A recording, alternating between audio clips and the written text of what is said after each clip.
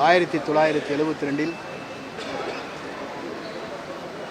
இந்த இயக்கத்தை துவங்குகிற போது புரட்சித் தலைவர் எம்ஜிஆர்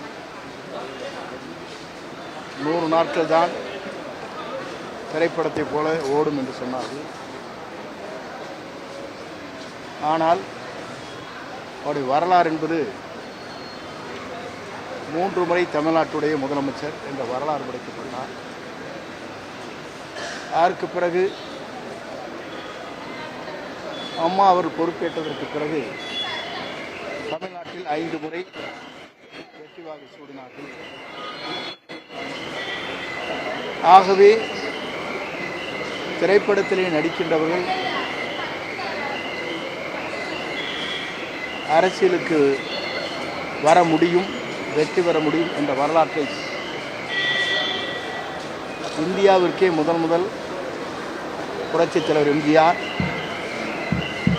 ஆந்திராவிலே எம்பி ராமராவ் உருவாக்கி காட்டினார். இப்போது இருக்கின்ற நிலை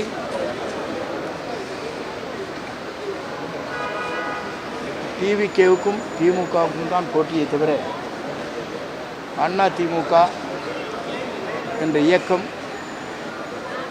உங்களை பொறுத்தவரையிலும் அவர் கூறுவதைப் போல நிலை இல்லை. ஏனென்றால் இந்த இயக்கத்தை உருவாக்கி இருக்கிற புரட்சித் தலைவர் படம் இல்லை, புரட்சித் தலைவர் அம்மாவுடைய படம் இல்லை. என்டிஏ கூட்டணியுடைய கூட்டம் பாரத பிரமுடைய தலைமையை அங்கே பாரத பிரமு வருகிற போது அந்த நிகழ்ச்சியிலே பின்னாலே வைக்கப்பட்டிருக்கிற பேனர்கள் இல்லை. அப்படி என்றால் யாரை நம்பி இவர் கட்சியை நடத்துகிறார்? இவர் முகத்துக்காக ஓட்டு போடுகிறார்களா? அந்த அளவுக்கு செல்வாக்கு மிக்கவரா? குறிப்பாக இவர் எந்த தேர்தலையும் வெற்றி பெற்ற வரலாறு இல்லை.